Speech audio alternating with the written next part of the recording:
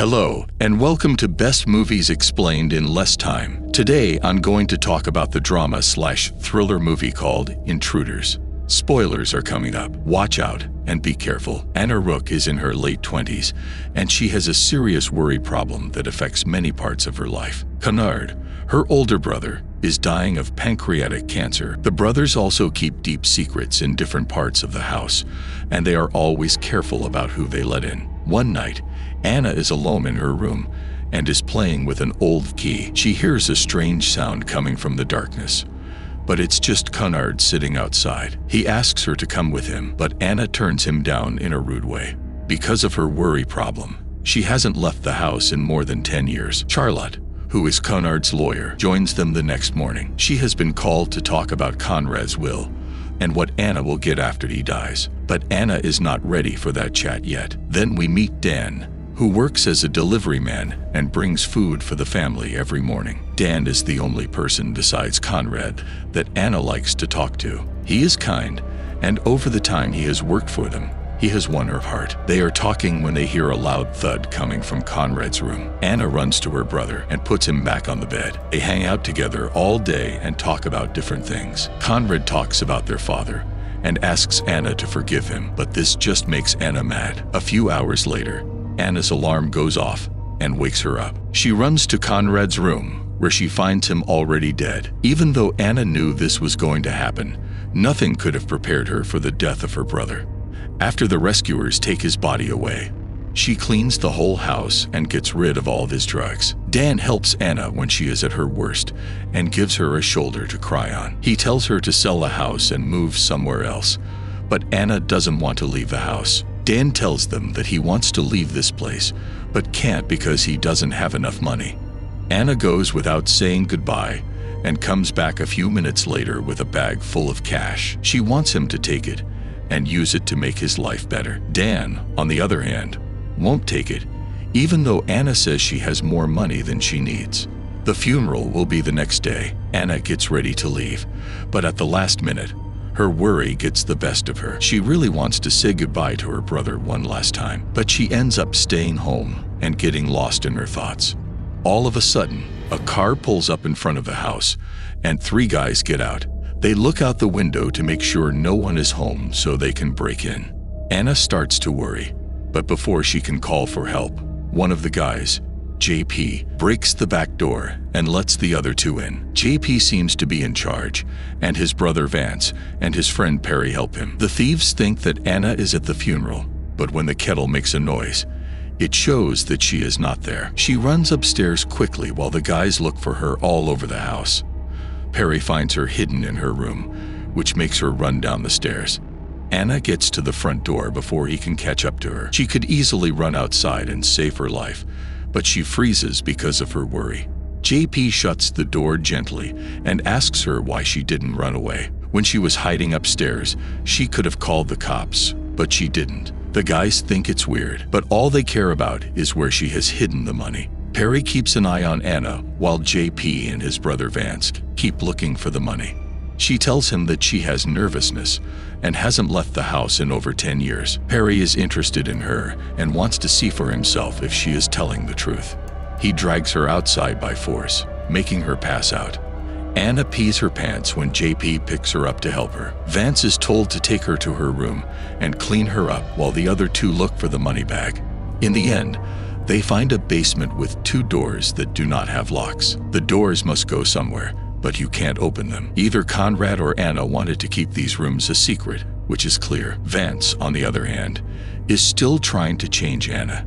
He is the weakest of the 3, and he won't hurt someone for money. Anna sees this too, and she tries to get him to help her. She gets him to agree with her to some extent, but he finally figures out what she's up to. In a fit of anger, he tries to force her to change, but the delivery guy, Dan, comes and stops him. He was at Conrad's funeral, but Anna wasn't there, so he came to check on her. Anna is glad that she finally has someone to help her, but when Dan calls Vance by name, he shows that they know each other. She goes crazy when she finds out that Dan is also with the robbers. She runs downstairs and hides somewhere where the thieves can't find her.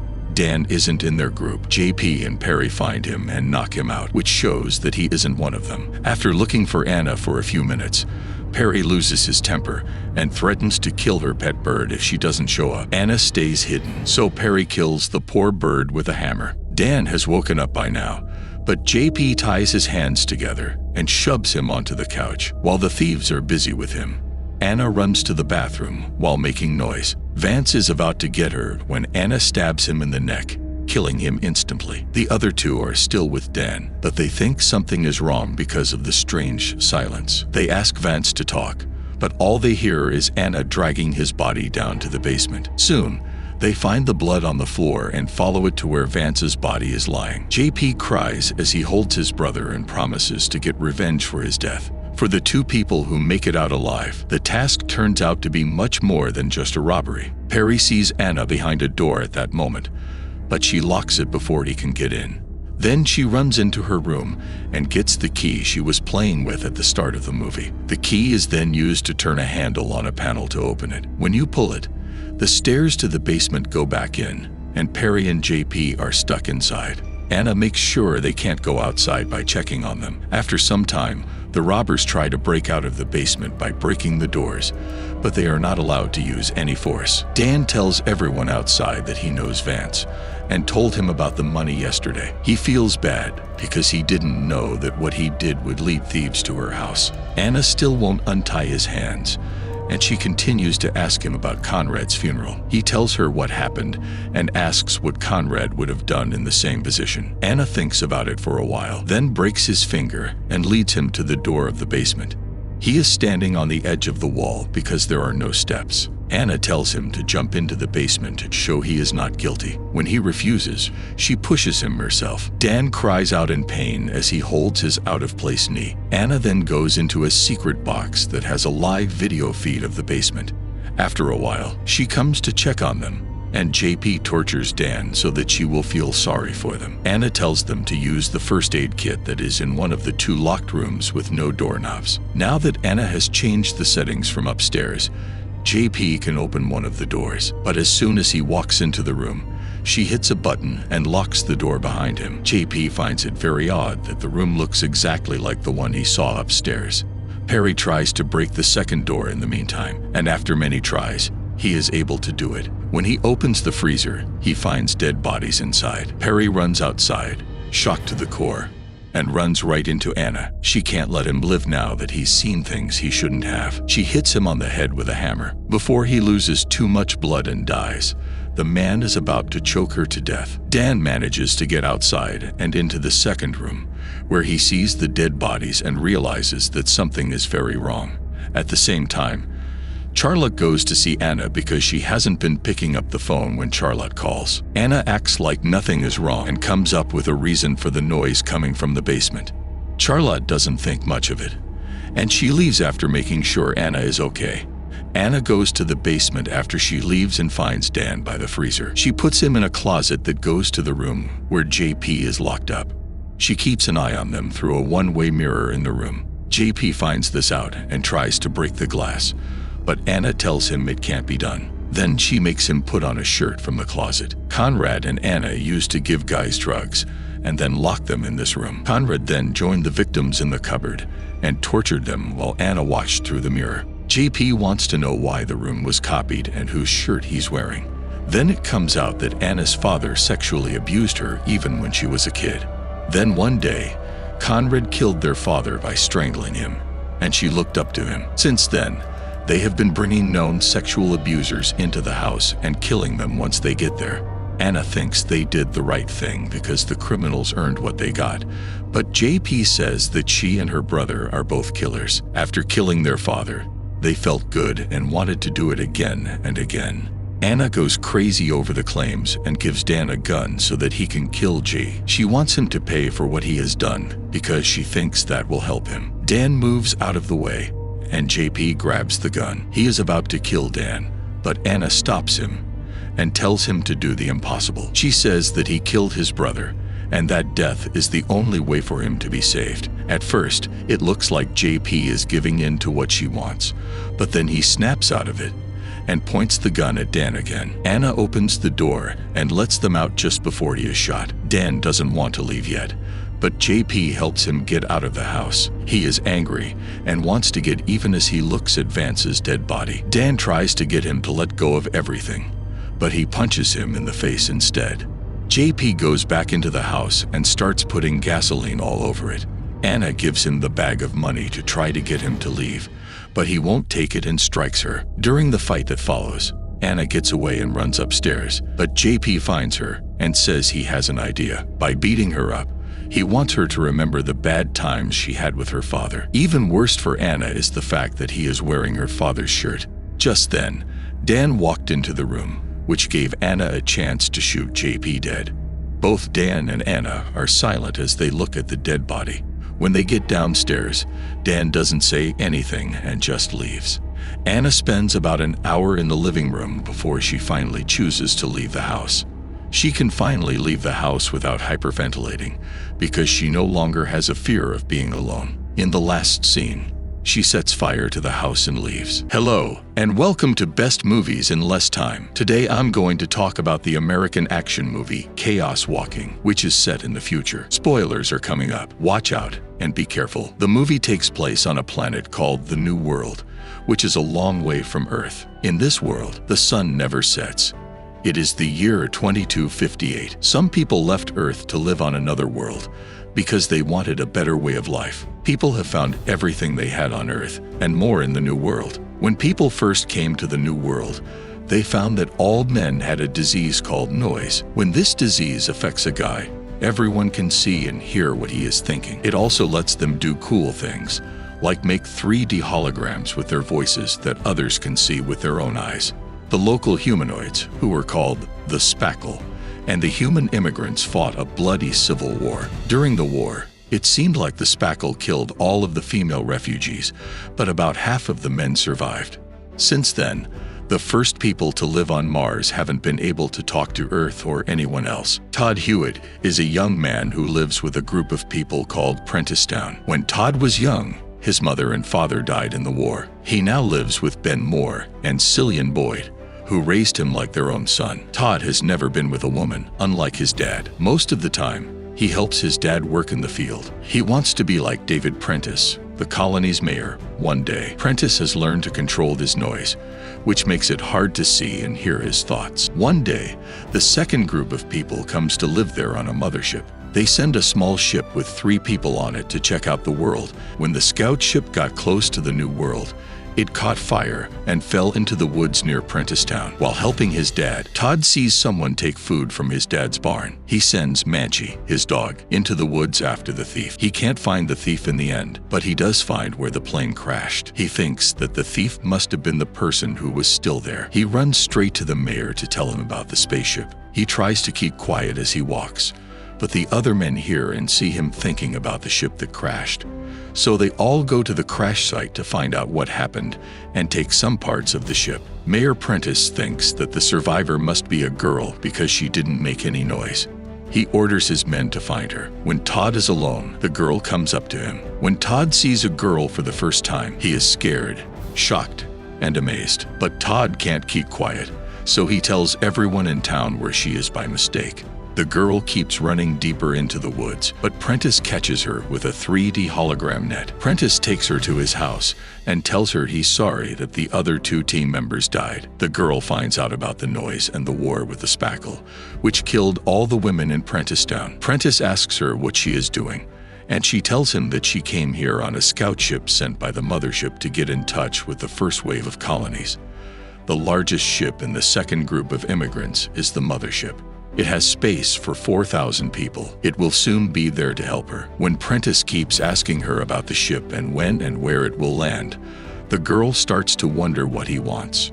Prentice has to quickly go outside to talk to the guys, who are making a lot of noise and are very interested in the female guest. Davy is told to keep an eye on her before he goes. The spoiled brat starts looking through the girl's bag. By mistake, he plays with one of her tools, which sparks and makes the girl disappear. The girl is trying to get away when she hears Prentice talking to Aaron, a well-known preacher in the town. Prentice says he's tired of living in exile. He wants to take her base's mothership and use it to take over the rest of the world. He says they have to stop her from getting in touch with the mothership and warning it. In the meantime, the priest is certain that the girl is an angel sent from heaven to punish the men of Prentice Town for their sins. While Prentice and others look for the girl, Todd steals her bag from the mayor's house in hopes of finding some cool stuff. When Todd gets home, he looks through the bag and is surprised to find the girl hiding in his barn. One of Prentice's guys sees the girl's jacket and goes looking for her. Todd tells the man to leave and gives the girl a place to hide. Ben and Cillian figure out who the girl is and lock her up in a barn. They tell their son that if he wants to stay out of trouble, he needs to give the girl back to Prentice. But Todd won't do what they say. Todd is still trying to help the girl. Ben and Cillian give in, giving Todd what could be his only chance to start a family on his own. Ben tells Todd to take the girl to Far Branch. Todd didn't know that Far Branch was another town on the planet with people. Cillian thinks that the people there don't like guys from Prentice Town, but Ben tells him that they won't hurt Todd as long as the girl is with him. But before Todd can leave with the girl, Prentice and his men come looking for her. The girl takes off on a motorcycle, and Todd rides after her. Prentice kills Cillian because he is mad that Todd hid the girl and he wants revenge. Prentice then asks Ben to help him find Todd and the girl, giving Ben a chance to save his own life and Todd's. In the end, Todd does catch up to the girl. They'd lost their motorcycle and horse in an accident, so they walk to Far Branch with Todd's dog. He can't believe how strong she is and can't always keep up with how fast she moves. At first, she doesn't believe him, but Todd ends up convincing her and helping her find a snake for lunch. She finally tells Todd that her name is Viola. She was born on the mothership, and both of her parents died during the 64-year journey from Earth to the New World. Viola's grandparents signed up for the trip because they wanted to find better jobs in the faraway world. On his way to Far Branch, Todd gets hit by a spackle. Todd gets Spackle under control and is about to kill it, but Viola teaches him to be kind and tells him to let it go. When they get to Far Branch, they find that people live there, including men, women, and children. They meet Hildy, who is the mayor of the town. Far Branch finds out from Viola that Todd is from Prentice Town. She has no idea that Far Branch doesn't like the town of Prentice Town. Todd is immediately put in handcuffs, while Hildy talks to Viola by herself. The men of the town go up to Todd, but the mayor tells them to back off after he talks to Viola. Prentice and his guys are still chasing Todd and the girl. Aaron, the preacher, is going crazier and crazier. Todd and Viola need a place to stay and food to eat, so the mayor gives them both. She also tells them that Viola can talk to her mothership in Haven, the first human city in the New World, which Todd also didn't know. Viola decides to go to Haven the next morning. Todd starts to think about what would happen if Viola didn't leave and instead stayed with him and kissed him. Viola knows what he's thinking, and Todd feels bad about it and says sorry. After dinner, Hildy gives each of them their own room to sleep in, but Todd can't fall asleep because he keeps thinking about Viola leaving. He looks in Ben's bag and sees that his mother wrote in a book. He shows it to Viola, who is still awake at the same time. Todd tells Viola that he can't read, so he doesn't know what his mother wrote. Aaron, the mayor of Prentice Town when Todd was a child, burned all the books. He thought that being born with a noise was enough to teach him. Viola says she will tell Todd what it says. Todd's mother is named Carissa. "My dear Todd," writes Carissa, "I began this book on your birthday. You're the most beautiful thing I've seen in New York. God took your dad away, and I wish he could have met you. The New World women won't know what's going on. David Prentice was the one who convinced us to find a place to live on the other side of the river, away from the noise of the rest of the New World. Prentice seems to be full of lies and shame, but that's not allowed here. He can make his noise go away better than any man here. This place is always so loud. Men don't like it when women know everything about them." Todd finds out that Prentice and the men of Prentice Town, not the local aliens, killed the women. He feels angry and cheated because everything he was told was a lie. Prentice and his men go to Far Branch to ask for Viola. While Todd and Viola try to get away, Hildy and the other people who live in Far Branch keep them busy. They have to hide in a storage room when Preacher Aaron finds them. A far branch woman keeps Aaron and other guys away by using a gun. Prentice sends Ben to convince Todd to give up Viola in return for his life. Todd asks Ben what's in the notebook. Ben says he tried to help the women, but he couldn't. It was awful. He could only do what he could to protect Todd. Ben apologizes to Todd for keeping him in the dark and tells him, "Let me protect you now." Ben and Todd must get the girl out of the house, or Prentice will kill them. Ben leaves the store, and Viola comes out after him. He tells her he's glad to see her again as she walks toward Prentice. But when Viola just disappears, Prentice and the other guys are shocked. Ben made the noise with a 3D picture to throw off Prentice and other people, while the real Viola, Todd, and Manchi ran out the back door. But Aaron sees them and begins to follow them. They find a boat and escape down the river. Aaron keeps going after them and ends up tipping over their boat. Todd saves Viola and gets away with her, but the psychopath Aaron kills Manchi, which makes Todd even angrier. Todd is very sad about Manchi's death, but Viola makes him feel better, and they continue on their way to Haven. The first group of colonists built towers to stop a train. These towers show them the way. Viola and Todd see the remains of the first ship that brought people to the island while they are on their way. They are getting closer to Prentice and his men. Todd says that they should keep going, but Viola tells him that they don't have much time left and that they can use the ship's emergency communication. They look through the rubble and find the receiver, but Viola tells them that the antenna is broken. Viola stops trying, but Todd says he can help. He climbs up the mast and tells Viola to be ready to send the signal when it's time. Just as Prentice, his men, and Ben got there, Todd fixed the antenna. Prentice says he will kill Ben if Todd doesn't give up, but Ben tells his son not to do what Prentice wants. Aaron, the preacher, sneaks on board and hits Viola at the same time. Aaron feels bad that he killed the people of Prentice Town. He is sad that he doesn't know the difference between the noise and God's words. He thinks he's a sinner, so he begs Viola to kill him and make him clean. Viola has no choice but to use one of her tools to set Aaron on fire. He says, "Fire has baptized me.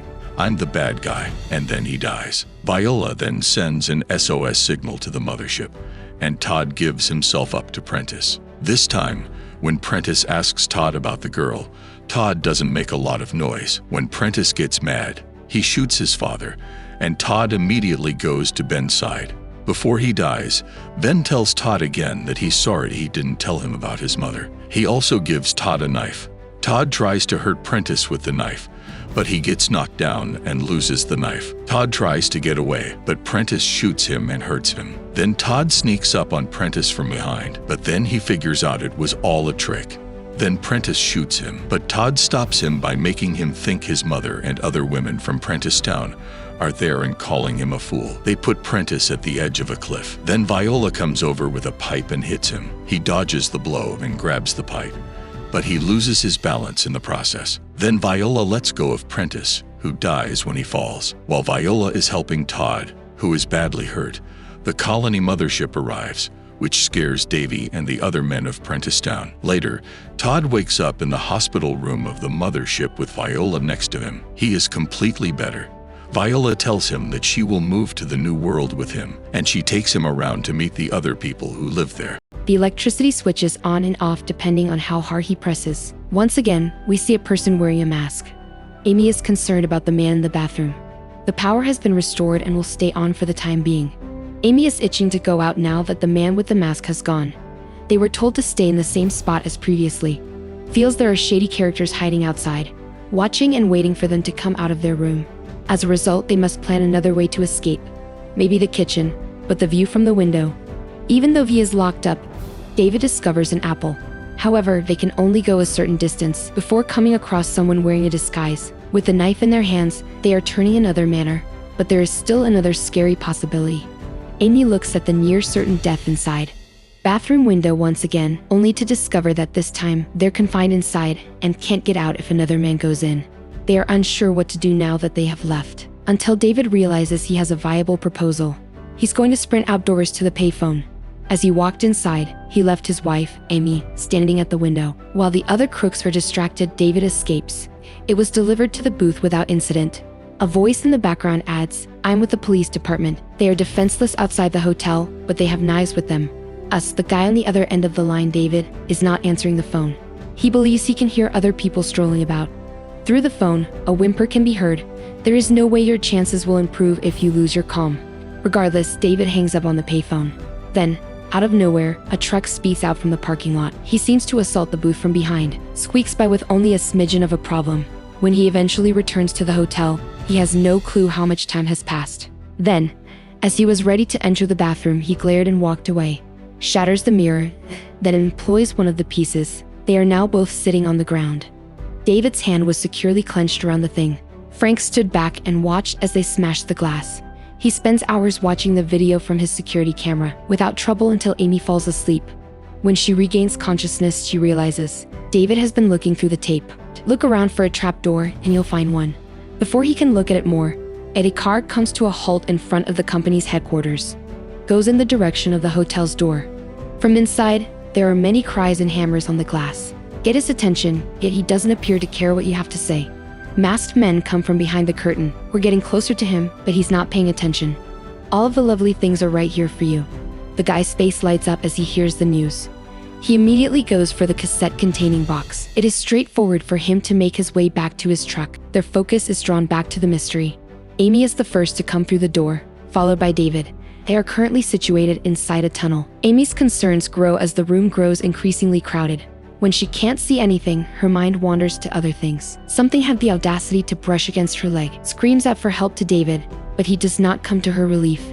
The most horrible things that might happen to them. They have made it past the rats and are nearing the end of. They locate a staircase leading to the outside of the cave. David makes his way up the stairs that lead to an office. After that, you should help Amy leave the tunnel. They watch television on several TVs. If they showed views of each individual room, David studies the door to see whether it is locked or not, and notices that they are now at the reception desk. We are no better off today than we were when we started. Is in a foul mood. When they arrive, Frank yells, "Where are they?" They are dissatisfied because they cannot find their possessions. He enters the room where the goals are being discussed. The guy on the other end of the phone line is enraged and yells instruction to his men that they were to stay buried. They are on the hunt for their prey. The two people are boxed in by complete darkness. They are aware of their surroundings. Those who were chasing them were crawling after them. A lot of activity going on at a breakneck pace. They resemble wild animals due to the attire they are wearing. Sounds are coming in from a closer range. Each one resulted in the distribution of waves over the tunnel. David and Amy had both worked a long day, but all of a sudden, everything is moving at an ever-increasing velocity. At the finish line, there is a ray of optimism waiting for you. Amy is glancing back as David climbs the ladder. The darkness seemed to be around her. Those who live in the tunnels have lost their sense of direction. David gets down on one knee and fiercely embraces her. The light becomes a little brighter as she goes higher. By blocking the door, David is denying entry to the next room, to the basement cavern, while hauling the bulky desk. Amy pauses to lean her head against the wall and catch her breath. So far, this circumstance has shown several oddities, brought them closer than they'd been in a long time. I guess you could do it that way. Restore communication and closeness with your mate abruptly. Outside the window, you can see the car approaching. Despite the fact that they do not want to migrate, they stand back and watch while Frank engages with the police officers. He offers to take him on a tour of the neighborhood since he is nervous. Location where the officer has stated that they may stroll. Frank opens the door to the room as he approaches it. "Allow me to go get those keys." Before walking out of the room with a frigid gaze, he gives the door a jiggle, and to his relief, it is unlocked. He was looking around his hotel room with his flashlight in the dead of night. He turns around to confront whatever is making the noise. The lights are turned back on, and he looks around the room. A smoking film was being broadcast on one of the screens at the same time. They must be very strong due to the trapdoor. After she has seen the police officer, she double-checks. He needed to get out of the room as fast as possible, shouting. David's life is in jeopardy. Therefore, he has armed himself with a handgun. They are outmatched. Although they both have an agitated and unkempt appearance, he understands that they aren't the ones at issue. He is specifically looking for those people. Worse, he enables them to ride in his car. Nothing happens if you turn the key in the ignition. To be honest, someone messed with the engine. The actor who plays the police officer examined the engine, how a man in a mask comes behind him, and how he exposes the knife he was holding to him. I got out of the car and dashed to another location. When he saw them for the first time inside the home, David breaks a window and grabs a piece of glass from it. Amy takes her blouse and hangs it in the wardrobe. He orders her to hide from him via the window to get the best of their rivals. David, on the other hand, plans to race to the finish line. To get a handgun, go to the front desk as quickly as possible. Amy stabs him as he walks out the door after leaving the room. Her screams seem to be coming from a higher level. It's been a long time since anybody has uttered a whisper. Amy emerges when night has departed and darkness anxiously awaits her. She found herself ruminating in the attic. It has come to a complete stop as she glances down. She looks down and sees her husband's feet just under her. He lies motionless on the ground while Amy looks on. Lunges out, and a man in a mask emerges from behind the curtain. Attempts to flee, but the thug pursues her a car and seizes control of it via the use of a phone call. She runs into her on the interior of her automobile. Frank manages to cross the finish line. Amy is dissatisfied, while he has little hope for the future. She had already left and was on her way back when she heard the news. Front desk once again in order to contact the police. Due to the fact that the phone line has been severed, she decides to carry a hammer with her. Frank's surprised presence, who proceeds to knock the he grabs her and yanks the weapon from her grip. By going back and forth with Amy, you may exhaust her completely. Placed on the ground beside the weapon as she grabbed it as soon as it reached her hand. He manages to snag it just in time to shoot Frank. She realizes that her husband is still alive and intends to divorce him. She fights to get out of bed and then returns to it. Frank's corpse is the source of the phone line. Our story concludes with screams for aid and Amy has a close grasp on David while they do so. Thanks for watching. Enjoy another video.